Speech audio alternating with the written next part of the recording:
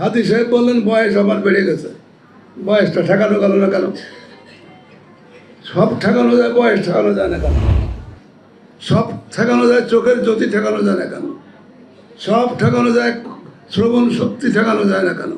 সব ঠেকা যায়, বার্ধক্য ঠেকানো যায় না কেন? তাহলে মানুষ বড় অসহায়। আমরা আসলে অসহায়। প্রকৃতপক্ষে আমরা যেটা বলি সেটা করি না, আর যেটা করি সেটা বলি না। আপনারা যারা সাংবাদিক আছেন, আমার সাংবাদিকতা জীবন 60-এর দশকে। সেদিন এত প্রযুক্তি ছিল না। এই টাইপগুলো করতে গেলি সীসা গালানো টাইপ, গেলি কোয়াড, কত কিছু দিয়া, কত কষ্ট করে প্রুফ দেখে যেতাম। তারপরে একটা পত্রিকা বেরোতো, নাম ছিল যুগের ডাক। মুসলিম জননেতা মৌলানা আব্দুল হামিদ খান ভাসানী, ইয়া খান তখন রাষ্ট্রপতি। যশোর, আমার বাড়ি যশোর, আমি কসবার লোক না, পুরোনো কসবা সেটা। তো উনি ভাষণ দিচ্ছেন, জালো জালো আগুন জালো, ক্যান্টনমেন্টে আগুন জালো। পাকিস্তানি আর্মি ক্যান্টনমেন্ট, এই একাত প্রেসিডেন্ট, দেশে চলছে মাশাআল্লাহ। আর মুসলিম জননেতা যাই বলতেছেন, জালো জালো আগুন জালো, ক্যান্টনমেন্টে আগুন জালো। চান বুঝতে পারলেন ঘটনা? এখন কিছুদিন আগে এই কথা বলা যেত না। আমার পত্রিকায় আমি এটা ছেপে দেওয়ার পরে আমাকে অদৃশ্য হতে হলো। আমাকে অদৃশ্য হতে হলো, কিন্তু আমি ছেপে দিয়েছিলাম, জালো জালো আগুন জালো, ক্যান্টনমেন্টে আগুন জালো। আগুন জ্বালার পরে কি হলো আর তো বললাম না। এখন আমরা এখানে একজন বীর মুক্তিযোদ্ধা আছেন তো, আপনি তো ভরসা করে রাখছে আপনাকে। উনি একটা গান শুনে মুক্তিযুদ্ধে উদ্বুদ্ধ হয়েছিলেন তীরে যাওয়ার জন্যে। তরঙ্গ সংকুল ঢেউ, নদী, নৌকা বেয়ে যেতে হবে, মাঝি এটাকে উপেক্ষা করে তীরে যেতে হবে। আসলে ভাই তীরে কি এসেছেন? আত্মজিজ্ঞাসা করতে হবে, তীরে কি এসেছেন? আমাদের অঙ্কে তো ভুল। যুদ্ধ করলে এখন সেনাপতি থাকে না, নাকি 2জন সেনাপতি থাকে? কয়জন থাকে যুদ্ধের মাঠে? 2 দলে 2জন। আমাদের মহান মুক্তিযুদ্ধের সর্ব অধিনায়ক কে ছিলেন? জেনারেল আতাউল গনি উসমানী। শত্রুরা সারেন্ডার করলো কার কাছে? অলোরার কাছে। উনি কে? উনি তো আমাদের মিত্র বাহিনীর প্রধান। আমি কৃতজ্ঞ ইন্ডিয়ার কাছে, আমাদের সহযোগিতা করেছে। কিন্তু আমাদের সেনাপতির কাছে কেন আত্মসমর্পণ করলো না পাকিস্তান আর্মি? জিজ্ঞাসা করেছেন কখনো? এই জিজ্ঞাসাটা আগে করেন। এই কারণেই আমাদের এই দুর্দশা। আমি বেশি ব্যাখ্যা দিতে চাই না। ওখান থেকে কি করে ফেরবেন? ছাত্র জনতা সেটা রাস্তা দেখায় দিছে। হ্যাঁ, রাজনৈতিক দলেরও অবদান কম না, তারা করেছেন, কিন্তু কুলে ভিড়তে পারেনি। রক্ত চলে গেছে আমাদের, 71 গেল, আবার 24 গেল। এই রক্ত কেন আমরা দিচ্ছি? এই জিজ্ঞাসাটা কি? আমরা সত্যের সন্ধানে নাই। আমরা সত্যকে আজ ধরতে পারিনি। মিথ্যার বেড়াজালে আবদ্ধ হয়ে আমরা সত্যকে পূজা করতেছি বা সত্যকে সম্মানিত করছি, আমরা মালা পরাচ্ছি, কিন্তু আসলে সে সত্যটা কোথায়?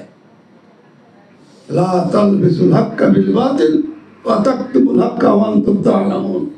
আল্লাহ বলেছেন, তোমরা সত্যের সাথে মিথ্যাকে মিশ্রিত করো না এবং জেনে শুনে সত্য গোপন করো না। আমার কথা না, সূরা বাকারার মধ্যে পরিষ্কার বলা আছে। আমরা কি সত্যে যাচ্ছি? ওই যে করোনার কথা বলেছিলাম না, কেউ তো বাইরে হতে পারেনি, এখন বাইরে হয়েছে। আবার যদি বলে করোনা, সবাই ঘরে চলে যাবো। যাবো না? যাবো না বলেন? আল্লাহ রাব্বুল আলামিন সূরা ইয়াসিনের মধ্যে আগেই বলে দিয়েছেন, ওয়ালাউ নাশাউ লামাসাকনাহুম আলা মাকারাতিহিম ফামাসতাতাউ মুদিয়া ওয়ালা ইয়ারজিউন। আমি যদি ইচ্ছা করি, আল্লাহ বলতেছেন, তোমাদেরকে শশা গিয়ে অবস্থান ঘটিয়ে তোমাদেরকে আমি স্থিতিশীল রাখবো, তোমরা ইচ্ছা করলে সামনেও যেতে পারবে না, পিছনেও যেতে পারবে না। এইটাই কোয়ারেন্টাইন, এইটাই আইসোলেশন। খেলাটা সামলা নেবেন, আল্লাহর কথা মানবেন না, নিজে একটা কবিতা বানাই নেবেন, এটা না। আমার নবীকে কবি বলা হয়েছিল এবং কাব্য প্রতিযোগিতা হতো, ওই সময় ওনার জন্ম।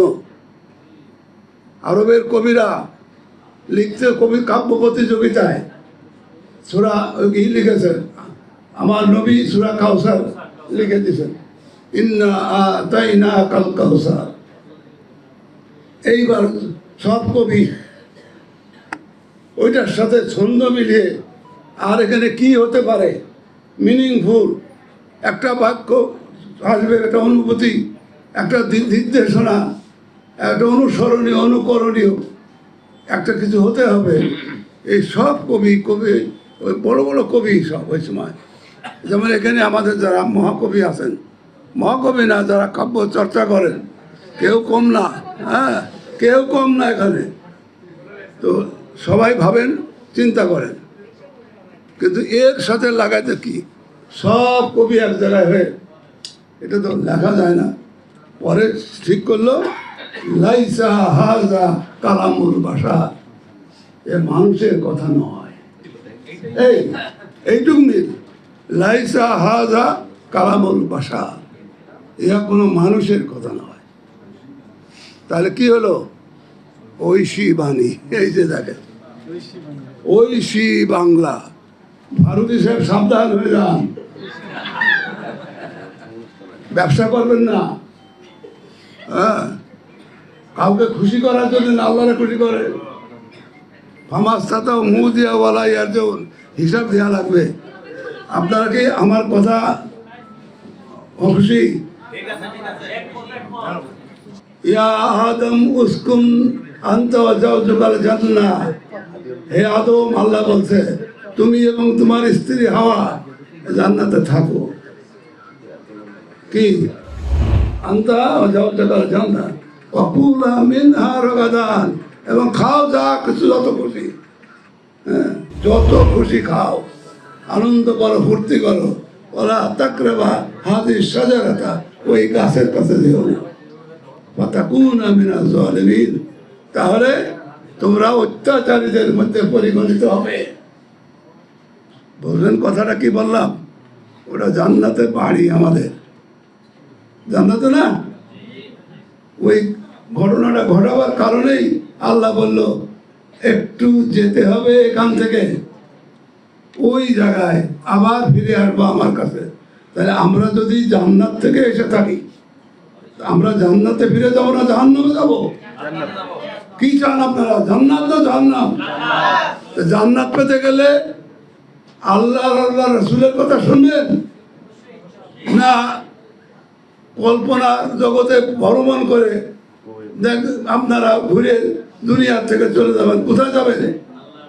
তাহলে জান্নাতে মানুষ, আমরা জান্নাতেই আমাদের ফিরে যেতে হবে। সেইটা যেতে গেলে মানবিক মূল্যবোধ আসতে হবে, মানুষকে ভালোবাসতে হবে।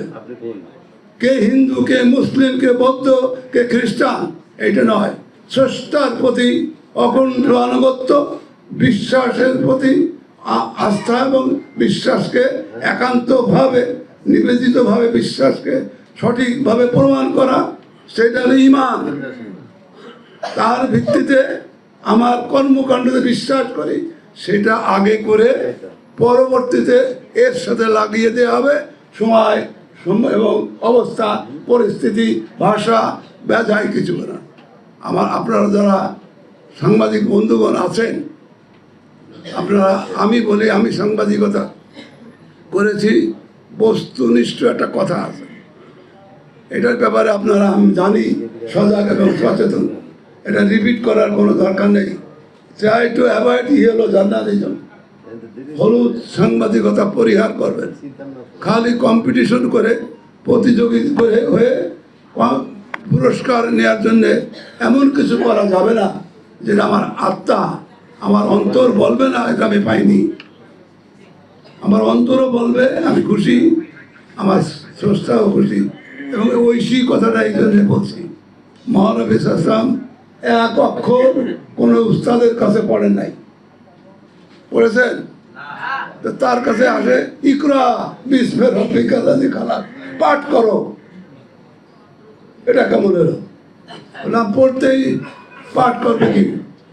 এটা কি নলেজ? জ্ঞান অর্জন করতেছেন কার কাছ থেকে? যিনি জ্ঞানের ভান্ডার, যেখান থেকে জ্ঞান আসে, সেই রব্বুল আলামিন বলতেছে তুমি পড়ো।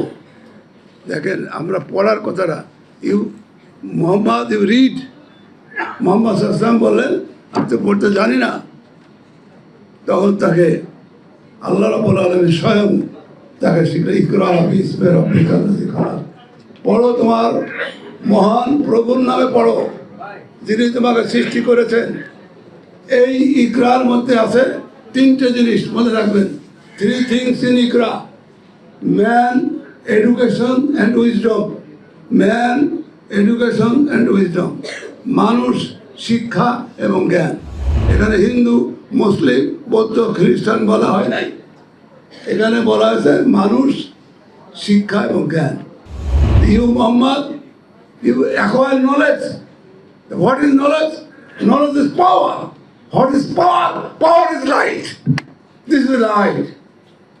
أقول جاء الحق وزهق الباطل إن الباطل كان زهوقا. সত্য সমগত, অসত্য দূরীভূত, সত্যই বিজয়ী হয়।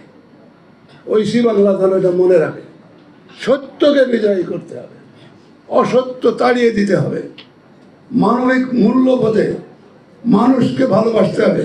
আল্লাহ এটাকে বেশি পছন্দ করেন।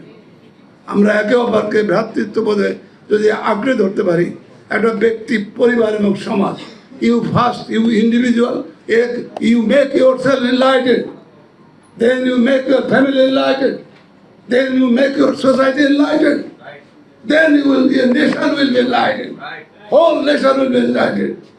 তখন এটা কল্যাণ রাষ্ট্র হবে, একটা মানবিক মূল্যবোধের রাষ্ট্র হবে। বাংলাদেশ এই জন্য 30 লক্ষ শহীদ, এই কারণে এত যুদ্ধ, এত বিগ্রহ, অঙ্কে মেলে না, ফর্মুলা দিয়ে বাইরে অঙ্ক কষে নাম্বার পাওয়া যাচ্ছে না।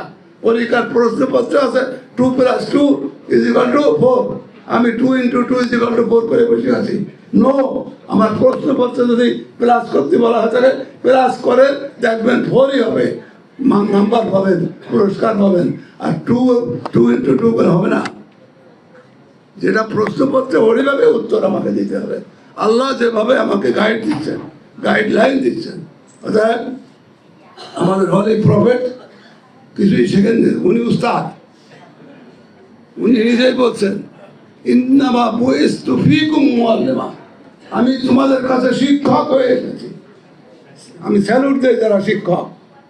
হাদিস সাহেব চলে গেছেন, আমি ওনার কথা খুব ভালো লাগছিল আমার। তো যাই হোক, আমি মনে করি যে আপনারা সবাই শিক্ষক আর আমি একা ছাত্র।